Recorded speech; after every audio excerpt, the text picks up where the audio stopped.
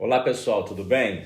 Então, hoje eu queria falar com vocês, ver se eu ajudo a mostrar como o inglês é fácil de entender o seu processo de funcionamento, tá? Existe um processo de funcionamento que você usa para toda a língua. Então, para eu começar a entender como é que o inglês funciona, eu gostaria de te mostrar primeiro como funciona uma frase em português. Uma frase em português tem três peças. Tem um sujeito, tem um verbo e tem um complemento. Então vamos ver uma frase em português. Você gosta de chocolate. Então assim, você gosta de chocolate. Como é que eu ponho essa frase na interrogativa? Eu só ponho a entonação nela. Você gosta de chocolate? A frase não mudou, só coloquei a entonação. No inglês é assim? Não, não é assim que funciona. A gente vai ver daqui a pouco. Vou falar negativa de uma frase em português. Eu não gosto de chocolate. Eu não gostei de chocolate. Então, quando você fala eu não gosto, eu não gostei, eu não gostaria, para você negar uma frase em português, você só coloca o não depois do sujeito. É assim no inglês? Não, não é assim. Como é que eu faço uma resposta curta em português? Você gosta de chocolate? Eu gosto. Você dirige todo dia? Eu dirijo. Você fala a pessoa e para no verbo principal. Agora vamos ver a diferença para o inglês. O inglês, a diferença é que o inglês não tem três peças. Ele tem uma, duas, três, quatro peças. Qual é a peça a mais que o inglês tem? Chama verbo auxiliar. Auxiliary verb, ok? Então tem subject, auxiliary verb, principal verb and the object. Ou seja, tem o sujeito, o verbo auxiliar, o verbo principal e o complemento.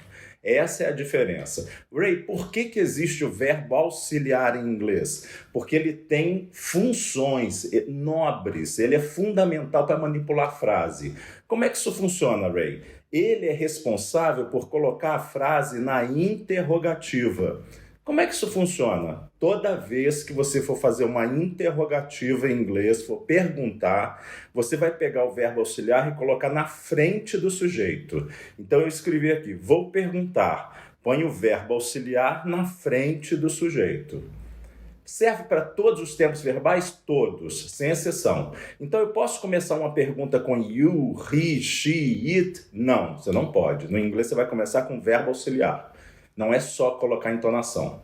Ray, como é que eu faço uma negativa em inglês? Você pega o verbo auxiliar e põe not nele. Você já escutou falar don't, didn't, won't? Você já escutou isso? É porque o not está colocado nele.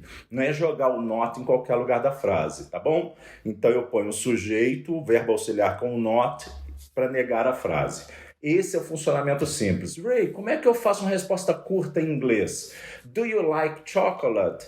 Você fala yes, I like. Não, você não usa o verbo principal. Você fala yes, I do. Yes, I did. Para fazer uma resposta curta, você pega o verbo auxiliar, pega o sujeito com o verbo auxiliar, não é com o verbo principal.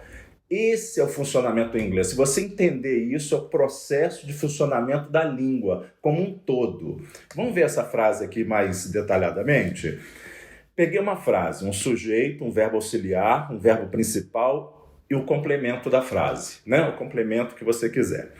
Para achar este verbo, o auxiliar, você vai precisar do verbo do lado. Por isso que o inglês tem dois verbos. Você vai precisar deste verbo principal. Que verbo principal é esse? Dirigir, comer, andar, ou seja, to drive, to walk, to eat, tá?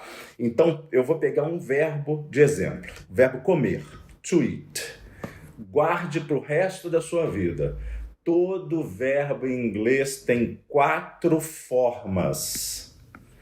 Todo verbo em inglês tem quatro formas, que eu chamo de primeira, segunda, terceira e quarta. É difícil guardar elas? Não, olha assim como é simples. A primeira forma do verbo é só tirar esse to aqui dele. Só isso. O verbo to drive, a primeira é drive. To eat, a primeira é eat.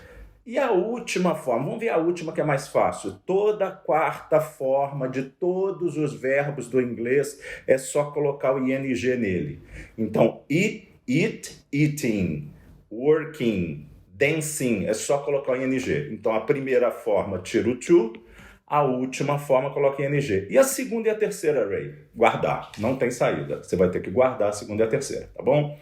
Como é que eu acho este verbo auxiliar para eu poder perguntar, colocar ele na frente e negar? Esse é o nosso objetivo. Para poder conversar, você tem que perguntar, negar, afirmar. Então vamos lá.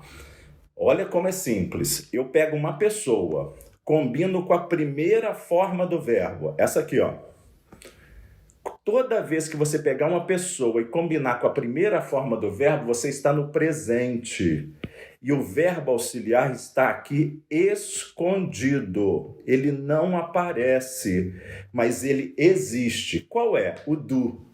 Então, o do é o verbo auxiliar quando você combina a pessoa com a primeira forma. Você já sabe que para perguntar, coloca ele na frente. Mas ele não existe. Não existe, não. Ele está escondido. Existe. Então, como é que eu pergunto?